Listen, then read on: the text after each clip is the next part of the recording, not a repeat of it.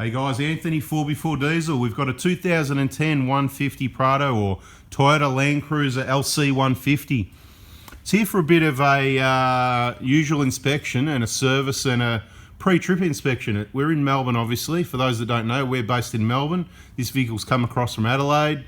We've never seen it before. It's on the way up the East Coast, Fraser Island trip, and up to Cape York, so up to the top tip. He's travelling on his own, so we need to make sure it's in Mickey Mouse condition and nothing's going to let him down. So we're going to have a bit of a look around quickly and see if there's anything really obvious, and then of course we're going to have to put the camera down. And I'm not a big fan of that BP51 line rubbing on the upper control arm, so we'll have a closer look at that. But we'll just have a quick look around first and see if there's anything we can show you guys. It's only done about 96,000 Ks. So we wouldn't expect it's got much cracking in the bushes here, but they, like I said, they have started. It's just starting, so that's all good. Probably about maybe 10% in on that one. This one just starting, about even a bit less, but anyway, something like that. So the bushes, the normal bit of twisting, very clean. Look at this, for an 11-year-old vehicle, regardless of the Ks, 11 years old. So it's got the original injectors in it, we believe. He took it in for a transmission oil flush. And you can see there's evidence of that because there's a bit of oil around. Apparently they put a new filter as well.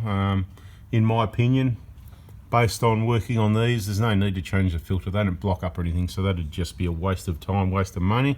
But it's good to do the oil flush because new oil, the oil is the lifeblood of the transmission, so that's good. Let's keep looking down. We got the Kaon actuator guard, you can see there, kaon.com.au, you know, the usual sort of stuff that we, you know, like. And you can see how well it protects the actuator. It's bolted to the chassis, okay? So it is strong. Anything that hits that, it's not going to get knocked around. It's not going to break anything. You've got the protection forward as well. It joins onto that cross member. Unfortunately, it's got the ARB bash plates, but we won't go there. Though better than nothing, let's say. So good protection there for the transfer case and mainly that plastic actuator. Not that we see issues with them, but we've heard of a couple, sort of, you know, 2 out of 100,000. It's not a big concern. You just got to be careful how you drive, depends where you're going. He hasn't got that fuel tank guard protection yet. That's probably the next thing. Depending how the vehicle's used, you can see not too bad. Anyway, obviously the disc, this has got, it must have a rear locker now, has it? Is that right? Yeah, front and rear locker, there you go, because I saw the sealant there, that's not factory. And I'll also see a bit of oil on the plug, looks like they haven't used the new washer or maybe left that loose, so we'll check that out. And oil on this one as well, that's terrible actually. They either can't clean up after themselves or... was the locker recently done? How long ago was that? Like a week, a month, or...? No, probably a couple of months ago. Couple of months ago, okay, right, so... Yeah, right. So the oil changes. So they've done the inspection and changed the oils, and look at that, you know. So what we'll do, we'll just check the how tight they are and give it a clean up. Anyway, let's have a look at this. Okay, so the axles are being out, and this is the risk when you let people work on the vehicle as well. Depending how rough they are pulling axles in and out, if they drag the axle past the seal, all this should be cleaned up. If we did a job like this, once the job's done, we take the vehicle out of the workshop, get underneath the back here, spray the degreaser, water-based, you know, that Kenco stuff, just dissolves all the grease and grime, and give it a good pressure wash to make sure that's nice and clean. So there's no, because we're here now going, well, is that leaking? Is that leaking, or is that just mess from when they worked on it? All your mess has got to be cleaned up for all the trade guys watching. Right, this side kind of looks a bit better, but you know, it's not, there's nothing 100% about it, and I think it's been on the sand, has it, since the job was done? Yep. It's been down Goolwa Beach. Goolwa, so yep. Okay, you know, the diff breather line kind of, I don't know, you know, across the roundabout kind of, yeah, I suppose it'll do the job, but it's do the job good enough. Let's have a look at, you know, and that goes up to there, rightio. Okay. It's a lot of lines and hoses going through that grommet. Anyway, we'll discuss these things off camera. I think I need to look at it a bit more. But just showing you guys, so it's got the KMR rear bar. So something to be aware of. This is where I say less is more, and any modification that's done, it needs to be done properly. It needs to be carefully done. Right. That exhaust is close to there, but obviously if that works, no worries. Look how close that is.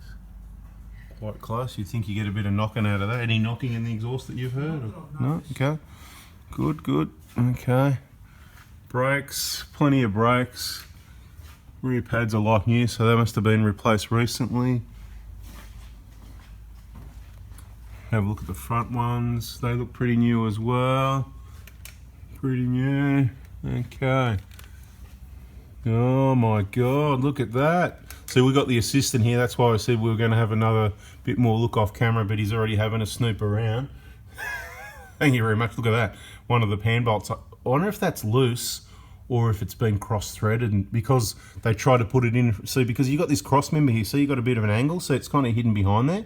So were they lazy and they just tried to, and they've cross-threaded it, I reckon. So how are we going to fix that? Well, there might be a separate video, or maybe we'll try and fit it into this one. But anyhow, so look, that's it. We started underneath. See, more oil here. So we just don't know what's leaking and what's not. So, you know, this is ARB that did these oil changes. ARB, obviously not all stores, but some stores have got problems and they can't even do basics like clean up after themselves. So, not good. Let's have a look a bit more underneath this off camera. If we find anything else, we'll come back to you. All right, so what we did, we got up there with the quarter drive and the uni joint and just gently turned it, well actually by finger first, to find that it was just loose. So it either, I don't know whether it got forgotten or, you know, just didn't get tightened up. But that one was left alone, it would have fallen out, and then could have been the next one. So what we did, look, from memory, the torque specification on these pan bolts is 4.5 Newton meters. So that really needs to be done. It needs to be done in many passes, and they all need to be nice and even, which they weren't. So we went over there, I just went over them by hand without taking the bash plate off, and because I know they're already over 4.5, so there's no point trying to torque them because it was already done. You know, the gasket squash, you can't loosen them again. We can't start again. It's completely inefficient, waste of money. I don't know if the gasket's genuine or not. I'm not going to call it. I'd have to see it off. But look, he went in, what was it, Lord and Diesel for a service and whatever, and asked for a transmission flush and ended up with a pan off and a new. Not ideal, but look, so just a tip, if you guys are watching, just keep an eye on that. 4.5 Newton meters, or look it up, just make sure that's what it is. But they've got to be even. I checked the others and they just, some of them were loose, not even type thing. So definitely some over, some under. It needs to be nice and even, otherwise they can just come off one by one. And we know that because once they get to about 300,000 or 400,000, that could be when it's worth replacing the gasket, or at least going over them by hand to make sure they're just evenly, not tightening them. We don't want to squash an old gasket and crack it up, but just nicely for everyone's general information. So it was in there for a service. It also looked like it hasn't had a lot of grease in the driveline. We've just re-lubed it. Look, it's obviously had a number of services over the years, 100,000, at least 10 opportunities to lube the driveline, and you can see here, virtually no grease up on, and we like it when there's not too much grease up there, but see the slip joint, it's quite kind of fairly dry. There's a little bit of grease there, but I like to see a bit more than that from regular lubrication. And obviously we just put a bit in it now and maybe made up for a little bit, if you know what I mean. That hasn't been done, but it's all pretty clean there. I don't mind. I'd rather have a little bit of flick up there and know it's been lubed than have it bone dry. Okay, so since it hasn't been done, so we checked these weren't loose and clean them up so the client can monitor those. Right, make sure. I think it needs more of a clean actually. I can still see oil on the outside of this plug. What's going on there, mate? Who did this cleaning, mate? Alright, that's better. Look at that. Nice and clean and dry so we can monitor the situation. I know it's still so you can see. Happy days. And this one, here we are at the front one. We're just giving those a bit of a clean up as well, so that they can be monitored to see if they're leaking or not. Okay, so looking at both the remote lines for the remote reservoirs on the BP51s, they're only near the control arm. I pushed them out of the way a little bit. They're only near it because it's fully extended, but we prefer that, you know, if you're bouncing over sand dunes, it's going to go to full extension quite often, unfortunately, and it could be rubbing. So I think it's going to be okay, but it is close. It's something that needs to be watched, not washed. And it's the same over this side. So we've set up so there's a tiny bit of clearance, but that can move around because it's like a what do you call it, those banjo fittings on the end of the line, so the line can move around. It's got the braid over it. I don't think it's going to be a problem, but it's something that needs to be monitored. The other thing we did, we went and tightened up all these little 10 mils along the front of the bull bar here. They're 10 mil heads, there's only 6 mil, so you can't over tighten them, but what happens on corrugated rows on trips, these sorts of bolts are the ones that come loose and fall out. And we've got a few more to check over yet. We're going to put a spanner over all these, because quite often they get left loose and they fall out and bash plates go missing or get wrapped around the wrong places. So before a trip, you could probably go and check all these bolts. The main thing is to not over tighten them, but make sure they're all done up evenly and none have been left loose. And I can tell you now from experience, it doesn't matter how tight they are, they can still come loose on a trip. That vibration of those corrugations, all these bolts here, if you're doing thousands of Ks of corrugations, you need to check them. It's probably worth getting under the vehicle every day or 2 or 3, depending what sort of roads you're traveling on and what aftermarket accessories you've got. Okay, so we've finished underneath. We're happy with where that's at for a trip up to the Cape. Let's have a look around up under the bonnet and see what we can find there. Okay, so we're up under the engine bay. A couple of things we noticed. So it's just got a lot of things fitted at ARB, including these lights. Now, this is ARB lights on an ARB bull bar. And on the ARB bull bar, just to let ARB know, there's a little hole there in the bull bar. See at the left side of the picture to put the wire through? Anyway, they just put it straight through the grill like that. So the client's sort of a bit confused as to why they've done that. So we just thought we'd mention that as well. Funny, ARB dealers not fitting things the way ARB designed the products to be fitted. Anyway, we've checked the aircon pipe up here. That's another important one if you've missed it in other videos. This big aircon pipe here, it goes down. You can see there's a clamp on the battery there. That's awesome. It's been sort of slightly relocated, but it's not too far out of position because look, the battery's not too big. He's got the smaller battery, whether it was by luck or by watching the videos, because if you put the big one in, it pushes the aircon pipe out. And if you do, that's okay, but it restricts all your space when you've got to get and work down in this area here and get any of those hoses or clamps off, stuff like that. And when you push it out, sometimes people break the clamp. If you follow that big pipe there, right, that one down there, right, see the one with the corrugated split tubing on it, I'm pointing at there, right at the end of my finger. Follow that back, there's a clamp on it that is often broken, and the pipe's pushed out, and the pipe rubs on other aircon pipes, which are all, and other alloy pipes that are all down around here, see with the blue and yellow marks on them. Make sure none of those pipes are rubbing, because if it rubs through, it's going to cost you 4 figures. So on this vehicle, it's all good, but I thought I'd mention that, you know, lucky this time, because often it's not okay. And you've got the catch can there, you know, each to their own with a catch can. Some people wish they didn't put a catch can, but at least this one, I'll say, you know, we'll be trying to be positive here. It's not a bad fit up. It's just got a clamp there instead of one of those nasty hose clamps. It comes through here, looks decent. It's got some decent clamps here. And it's on a decent sort of bracket, what appears to be pretty solid and not wobble around. It's got bolts down the bottom there. It's got bolts at the side here. I don't know if you can see in there, the middle of the picture sort of thing, right? So it's pretty solid when I, you know, grab a hold of it and go, you know, it moves. Don't get me wrong, it does move, but for me to be happy with it, that's pretty good. Now, I'm not happy with the catch can, but, you know, I'm just saying for an aftermarket product, it looks reasonable in the, you know, design and fitment. It's kind of out of the way, as long as you don't want to put your ARB compressor there. This vehicle's got the compressor in the back. What else did we find here? It's done low Ks for 11 years, so the coolant's been changed. The timing belt's been changed early as well.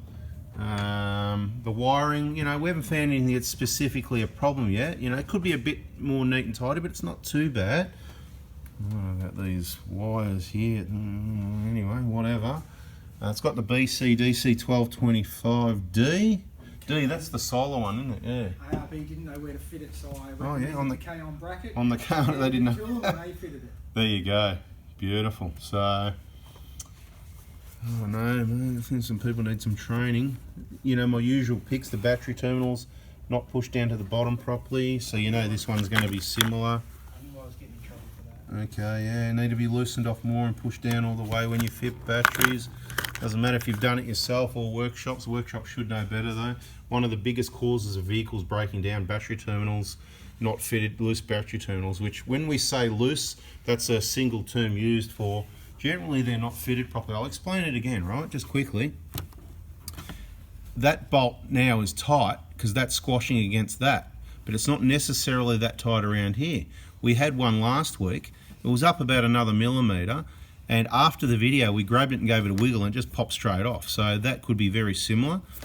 Do you want to grab that battery terminal? I haven't got a spare. Just don't try and pull it off. Just give it a gentle wiggle side to side and see. No, it's pretty good, okay? So we're lucky this time. That's enough, mate. We're gonna take it easy, mate. Getting a bit overzealous there. So what we're going to do, though, we'll just loosen them off a bit, or we'll just leave it something easy. Leave it with the client to just loosen it off, push them down, whatever. So then the way, you know, you did it, you get the experience to remember. There's nothing like doing it yourself. You've got to make sure these clamps hold battery securely as well. Don't over tighten it and squash the battery. These ones look pretty good, actually. Whoever did that. Did you put the battery in? Okay, cool. So the clamp's good. The position of the battery, let's talk about that briefly. See, there's a big gap at this side, about 2 inches, and therefore, if you look at the support underneath, it finishes around about 2 inches from the end of the battery, and it leaves the battery and these wires getting squashed up against the clamp. So personally, I would like the battery moved to the side, bring it over here, close that gap there, and have a bigger gap there. The heat from the radiator and the whatever, batteries are best kept cool, not hot. We want to keep the batteries away from heat as much as possible. And in these vehicles, usually they get a bit of airflow and they stay pretty reasonable, all the batteries I've checked. So yeah, probably worth getting it away from that radiator hose, keep it away from the heat. I think that's about it on this vehicle. Hope that's been helpful for you. If you're inspecting your own vehicle, or for new vehicle or new to you, purchase inspection, some of the things you can look out for. If you watch all our videos, inspections like this, you'll get to know the vehicles really well, not just Toyotas, and the sorts of things to look out for. That's the idea of us. It's the free training for you. This is just one piece of the million-piece jigsaw puzzle. So go and have a look at our playlists. I think there's one called Vehicle Inspection or Service or Pre-Purchase Inspection, something like that.